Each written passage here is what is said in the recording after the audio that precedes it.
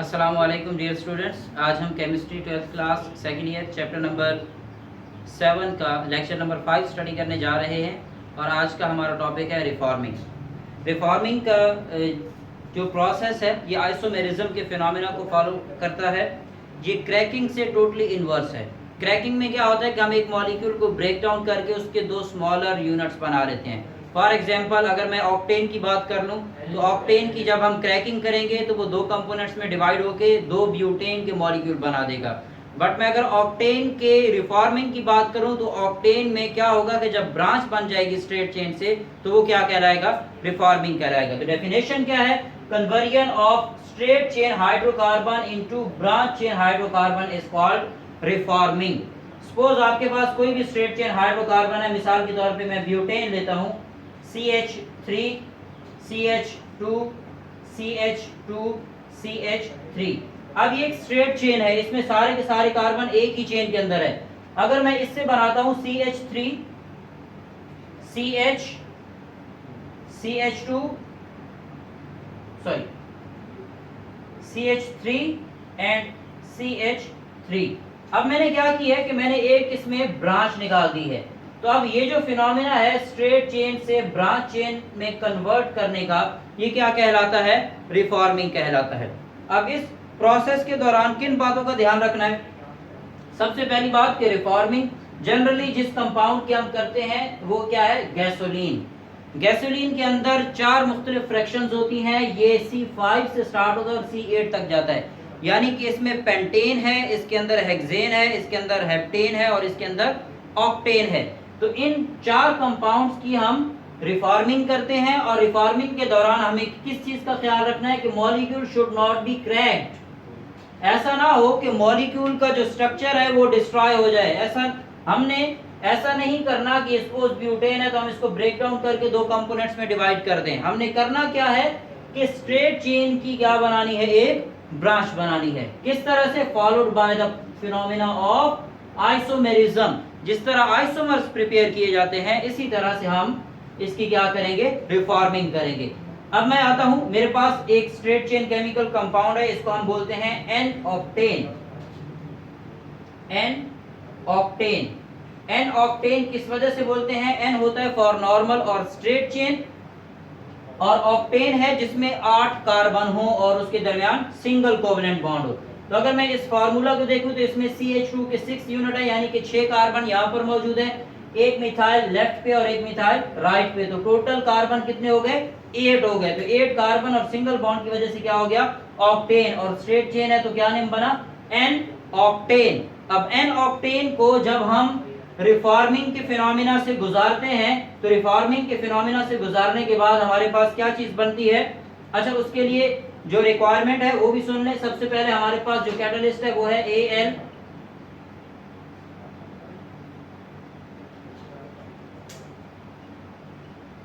Cl3,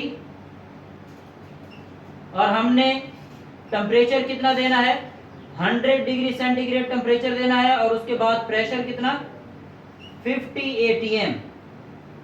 हम pressure को 28 to 50 atm के इन बिटवीन सेट करते हैं, बट हम एक लम्हे के लिए फर्स्ट कर लेते हैं कि ये 50 atm टेम्परेचर है। तो ये कंडीशंस हैं, इन कंडीशंस के अंदर कैटलिस्ट है AlCl3, 100 डिग्री टेम्परेचर और 50 atm प्रेशर के ऊपर जब N-ऑक्टेन को हम ट्रीट करते हैं तो ये कन्वर्ट हो जाता है CH3 C CH3 CH3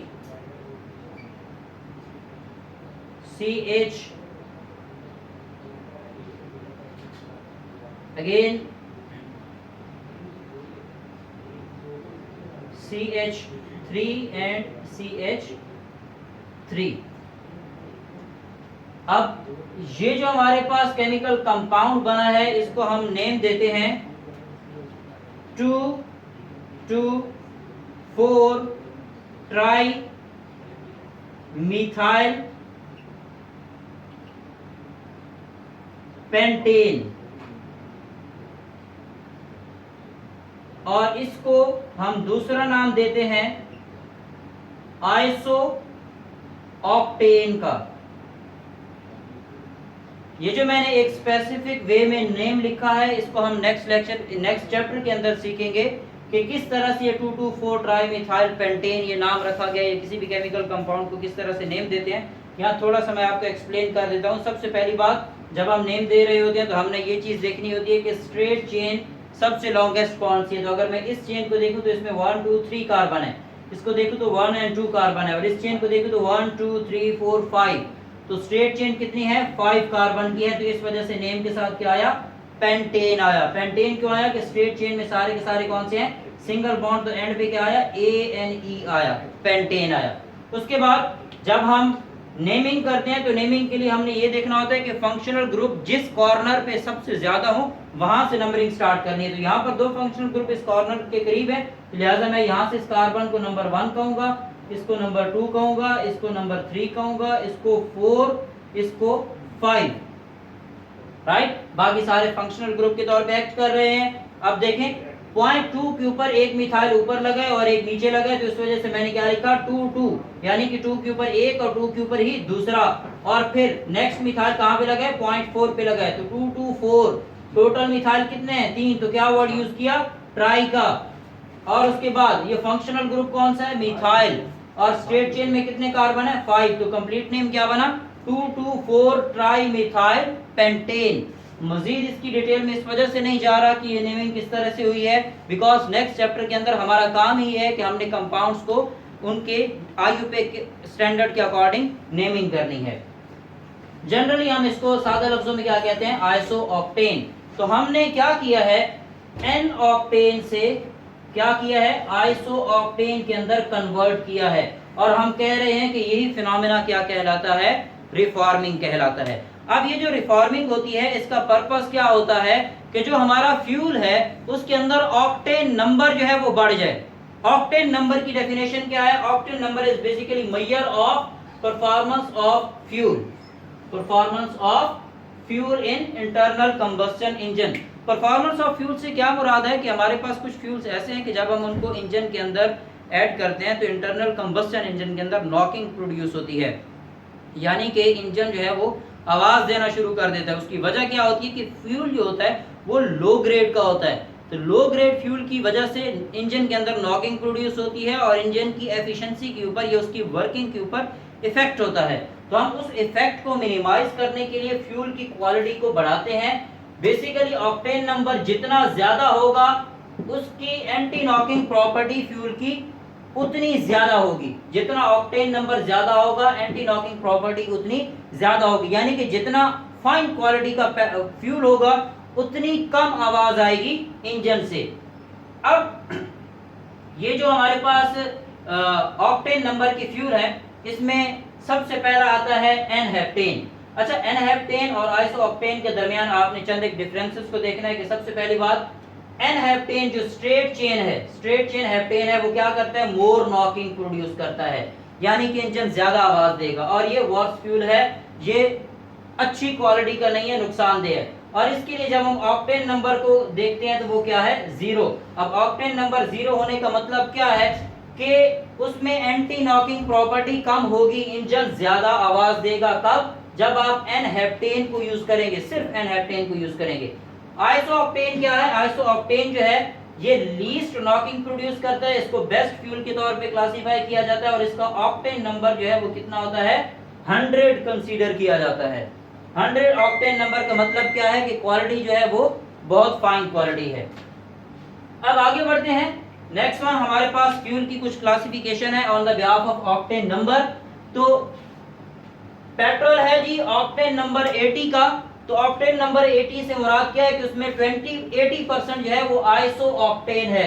ये जो हमने प्रिपेयर किया है ब्रांच वाला, ये जो ब्रांच आइसो ऑक्टेन है, ये इसकी कितना है मिकदार? 80%। और 20% क्या है? एन-हेप्टेन।